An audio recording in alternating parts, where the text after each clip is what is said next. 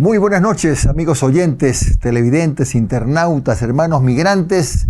Esto es Un Café con JJ en Ecuador TV.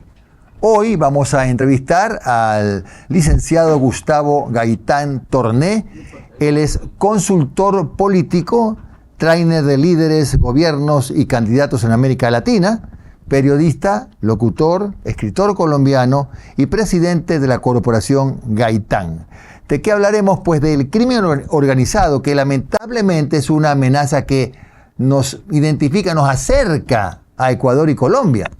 Gracias, Gustavo, por aceptar la entrevista, y quisiera comenzar preguntándote si efectivamente el mismo cuadro de violencia criminal que se da en Ecuador y que está tratando de combatirlo el gobierno también se refleja en Colombia, o tal vez nosotros somos el reflejo de Colombia. Bueno, así lo ha planteado algunas personas. Muy buenos días para todos los seguidores de tu programa, Jimmy. Un saludo muy especial.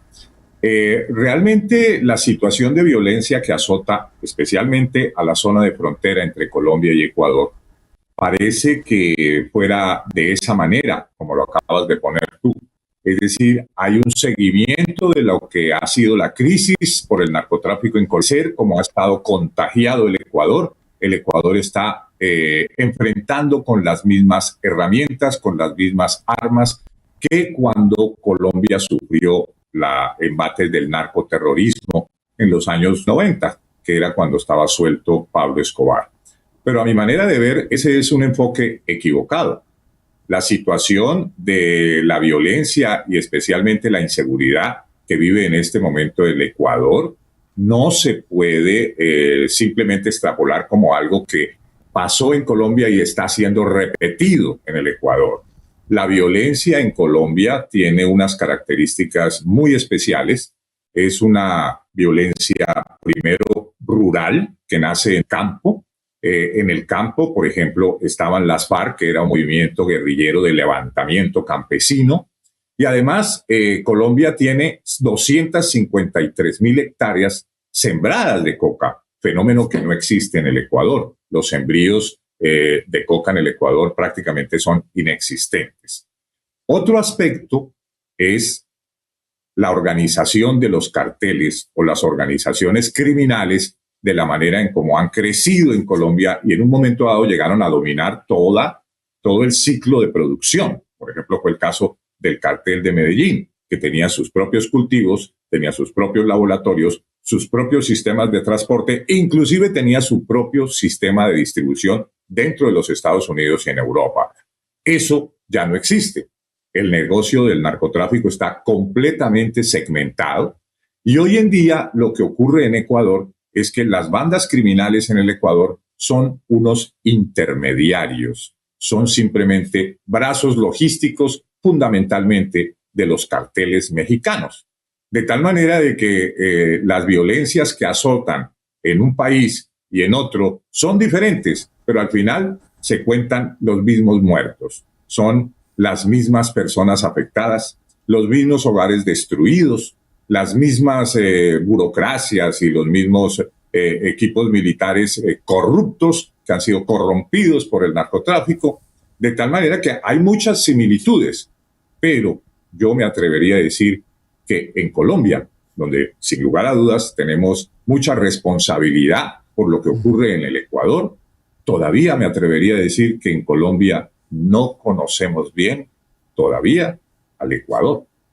Claro, interesante, Gustavo. Y quería agregar algo, y considerando que tú conoces a fondo la realidad de tu país, el presidente Petro ha dicho que en la frontera con Ecuador, o sea, Nariño, Popayán, y aunque no es fronterizo, pero más o menos hay influencia en el departamento de Amazonas, hay 11.000 soldados. No obstante, hay otras versiones que apuntan a que en realidad no hay soldados en la frontera sur por una razón, porque son territorios ocupados por las guerrillas, por las ex-FARC y etcétera. Entonces, ¿a quién le creemos? ¿A lo que dice el gobierno o a lo que organizaciones no gubernamentales afirman? Que no, que es imposible. Si estos territorios están totalmente ocupados por las guerrillas que cuidan los sembríos de coca. Bueno, así fue durante casi 20 años. En la frontera, por ejemplo, colombo-ecuatoriana, 4 departamentos específicamente, Nariño, Putumayo, el departamento del Cauca, que no es limítrofe con Colombia, son los 3 departamentos que producen cerca del 44% de la coca, que es la que está saliendo por el Ecuador, por los puertos ecuatorianos.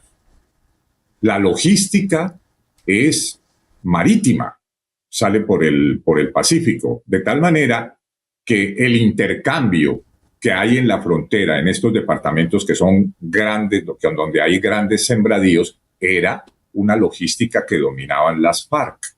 Hoy en día, lo que manejan ahí, el negocio del narcotráfico, los corredores que existen de las economías criminales, porque hay que recordar que en este momento no es solo el problema de la coca, sino también el gravísimo problema de la minería ilegal, de la explotación del oro, que está casi al mismo nivel que la coca, pues existen en este momento cerca de 10.000 guerrilleros, 10.000 vinculados a estas organizaciones criminales que están identificadas: Oliver Sinisterra, Comandos de la Frontera, que son los que operan con los carteles del narcotráfico, las organizaciones criminales del Ecuador, que son fundamentalmente los choneros y los lobos.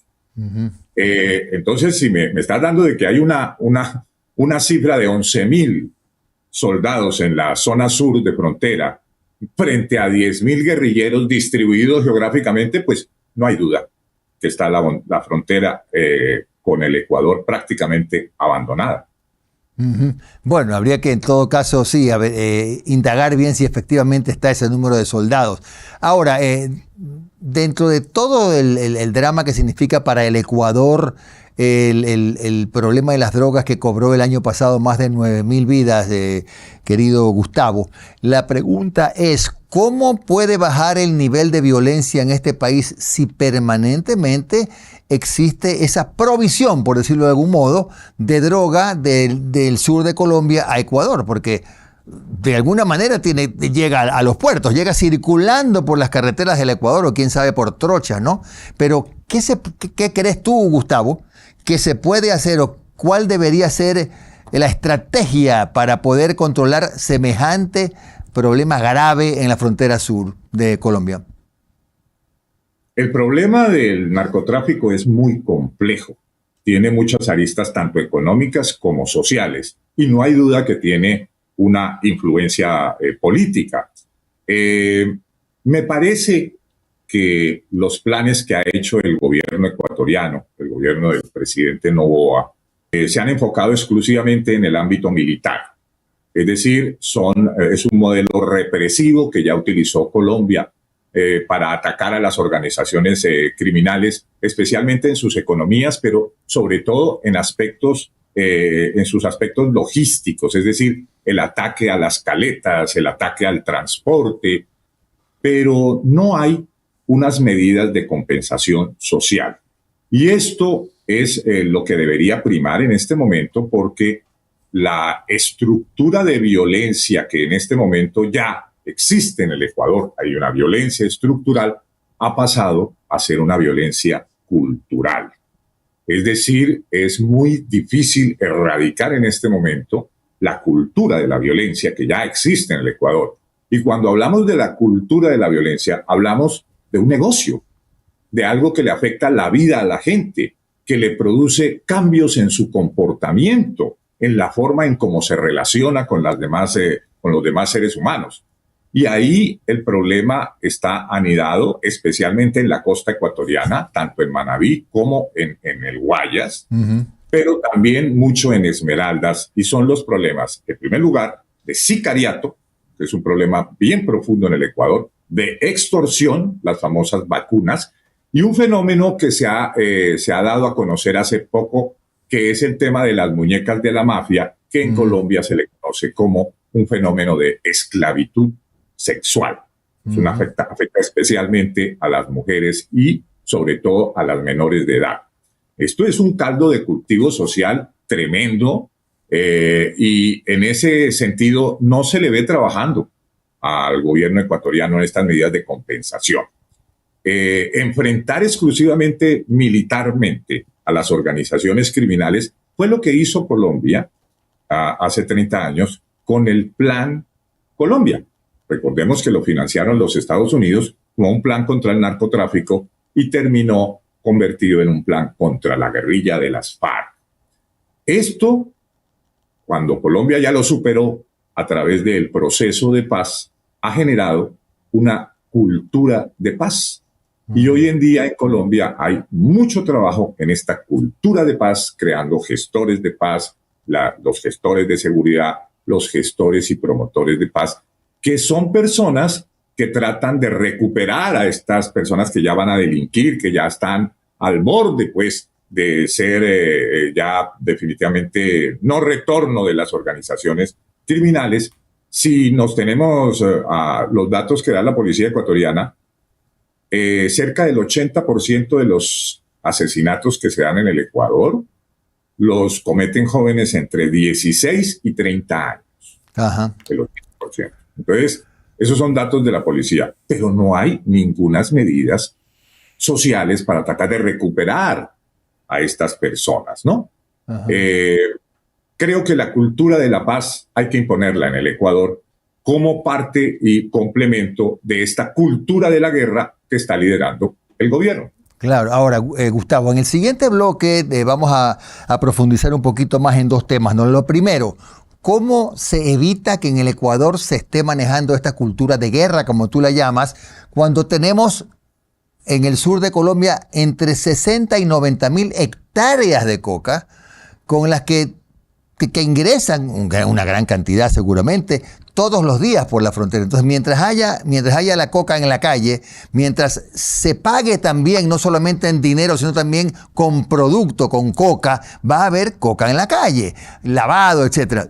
Todo este tema para el segundo bloque, y hablaremos también de la reunión de Trump con Petro en Estados Unidos, a ver si crees tú que puede funcionar esta intermediación que le pidió Petro al presidente de Estados Unidos. Ya volvemos entonces en cuestión de minutos.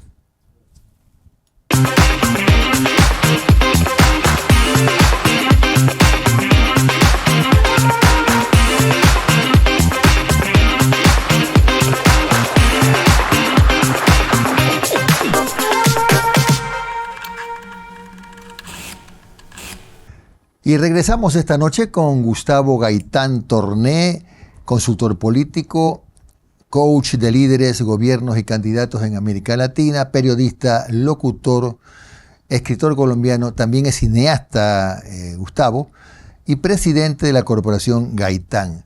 Decía, estimado Gustavo, en el primer bloque, decías que Colombia sí está viviendo una cultura de paz. Mi pregunta es si acaso hay dos Colombias, porque es difícil concebir desde Ecuador una cultura de paz cuando sabemos que en el sur, como tú lo has dicho con propiedad, en Putumayo, en Nariño, una partecita en el Cauca, incluyendo en el departamento de Amazonas, hay coca que ni siquiera se puede erradicar, porque ni siquiera se puede fumigar, entonces, y está manejada, dominada por la guerrilla. ¿Cómo funciona allá esa cultura de paz entonces? Bueno, en realidad hay que entender pues el surgimiento del narcotráfico. Cuando comenzaron a surgir los cultivos en Colombia, porque los cultivos eran más que todo en el Perú y sobre todo en Bolivia. Cuando el cartel de Medellín decidió que deberían hacerse los cultivos en Colombia, estos cultivos se hicieron en la frontera. O sea, si es la mitad de la coca está en la frontera con Ecuador y la otra mitad de la coca está en la frontera con Venezuela. Y en el tema de la frontera con Venezuela es más grave todavía, porque se han tomado toda la zona del Catatumbo y es uno de los sectores donde hay mayor densidad de hectáreas de coca de acuerdo al territorio. Entonces hay un problema más grave en la frontera con Venezuela por el tema de la concentración. El problema surge fundamentalmente en la frontera cuando desaparecen las FARC. Cuando desaparecen las FARC, y esto también tiene que ver mucho con la pandemia, se provoca que estos nuevos actores del narcotráfico, como los comandos de la frontera y las propias disidencias que no se plegaron al proceso de paz, comienzan a manejar el negocio, ocupan ese espacio que tenían las FARC. Pero ¿qué ocurrió con toda esta gente, con los 10.000, 15.000 guerrilleros que estaban desmovilizados en la frontera, estaban desmovilizados en diferentes lugares de las FARC y se entregaron? Estas personas se desmovilizaron y se han incorporado a la vida civil. No ha habido mayores problemas. Ha habido asesinatos y hay muchos ajustes de cuentas, pero se podría decir que hay un proceso de paz en Colombia exitoso. En Colombia hoy en día se habla de víctimas, se habla de evitar la revictimización, evitar la repetición, hablar de reparación integral, actos simbólicos de reconocimiento de las víctimas. En fin, hay todo un glosario de paz, toda una cuestión de la cultura de la paz, pero esa se vive al interior de Colombia, porque obviamente las economías criminales no están donde está la riqueza de Colombia, las grandes ciudades, obviamente. No va a haber minería ilegal en Cali, en Bogotá, en Barranquilla. Claro. Tiene que haber en las fronteras, que es lo que está más descuidado, y además son lugares inaccesibles. Ajá. Son lugares abandonados por el Estado porque no tienen carreteras, las ciudades son muy pequeñas. Colombia es un país muy grande, es un país tan grande, de los más grandes de América Latina, que teniendo el ejército que tiene, un ejército antiguerrilla, es imposible que Colombia pueda gobernar toda la soberanía. Y además de eso, tenemos dos costas, tenemos 1.500 kilómetros del Océano Pacífico y 1.500 y pico kilómetros del Océano Atlántico. Entonces, prácticamente el control de la periferia de Colombia para un ejército profesional como es el colombiano es casi imposible, es geográficamente imposible. Entonces, estos sistemas de pacíficos, de derechos humanos que se hacen a través de especialmente el Estado, yo creo que es la forma adecuada de tratar este problema. En la frontera con Colombia se habla de los pasos, ¿no? Sí. Recordemos que hace algunos meses un candidato presidencial hablaba de tantos pasos fronterizos en la frontera, que hay que evitar los pasos fronterizos. O sea, una mentalidad como de FARC, en fin. No, si la coca colombiana llega directamente del Cauca en avión. ¿Ah, sí? Llega a Esmeraldas y llega a Manabí. Vaya, hay cantidad de pistas clandestinas. O sea, no es... Llega también a través marítimo y a través de submarino. O sea, no podemos pretender que la guerra es simplemente que se encuentra un guerrillero con uno de los choneros y entonces intercambian y mónteme en el carro la coca y me bajo. No. Claro, es Gustavo, muchísimo sofisticado. Gustavo, interesante. Antes de pasar al tema de la necesidad del diálogo, tú mencionaste algo que me llamó mucho la atención y esto es que hay una gran cantidad de sembríos de coca en el norte vecinos con Venezuela.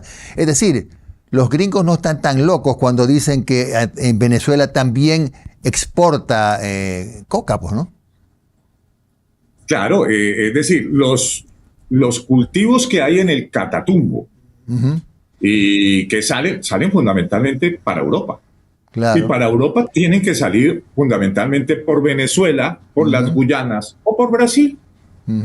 Y si vamos un poquito más a la historia, vemos que las mismas críticas y quejas que hoy en día hace el Ecuador no las ha hecho Venezuela, no las ha hecho Brasil, hasta el Perú ha criticado abandono de las fronteras, pero es por un fenómeno geográfico y natural.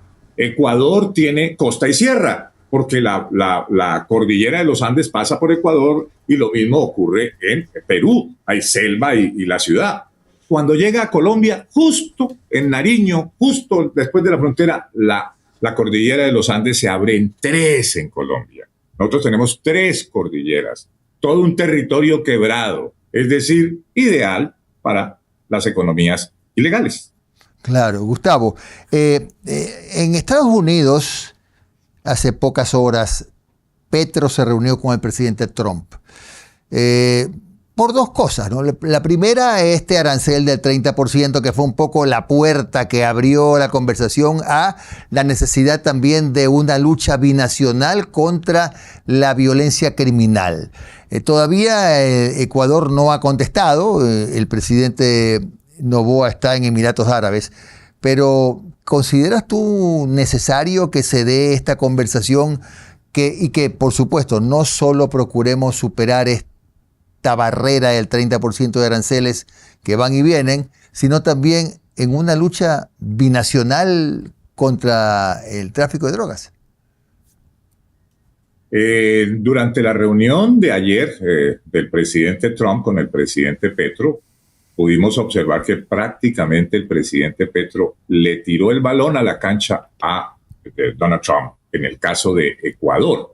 Ajá. No estaba dentro de la agenda hablar del tema ecuatoriano, más sí estaba en la agenda hablar del tema de Venezuela, de la captura de Maduro, por cuanto pues antes de en el Caribe de los bombarderos y de los acorazados norteamericanos, pues hace 4 años se pensaba que cualquier cosa que se iba a hacer contra Venezuela se iba a utilizar el territorio colombiano.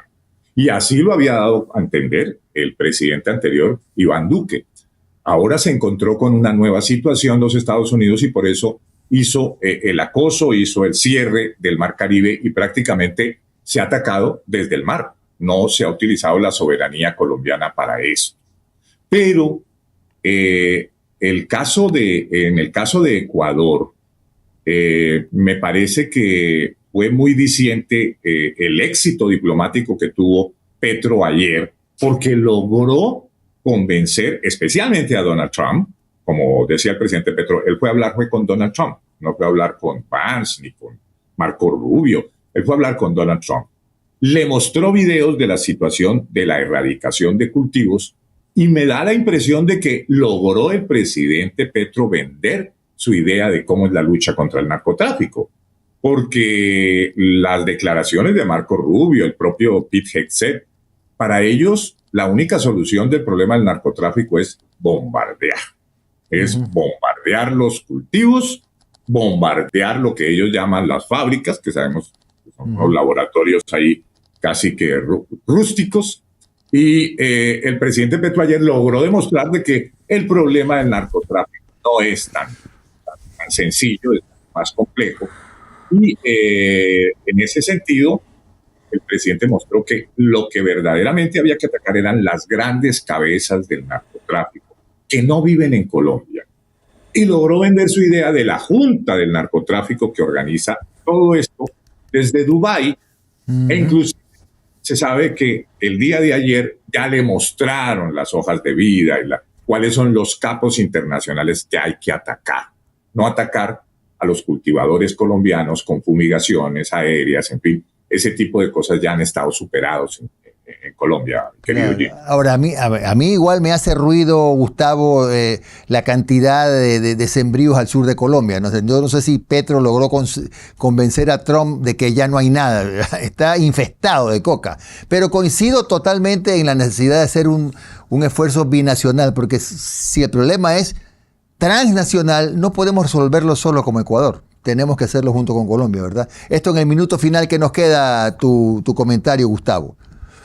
Bueno, sí, aunque digamos que el arancel del 30% por la tasa de seguridad del presidente Noboa causó mucho resquemor en Colombia e inclusive generó una suerte de ola nacionalista. La gente no es el colmo que Ecuador ahora nos venga a acusar de que no luchamos contra el narcotráfico, porque las cifras son 253,000 hectáreas, una cifra enorme, que ha crecido un 20-30% solo durante el gobierno de Petro. Así es. Pero hay otra cifra que fue la que mostró el presidente Petro ayer.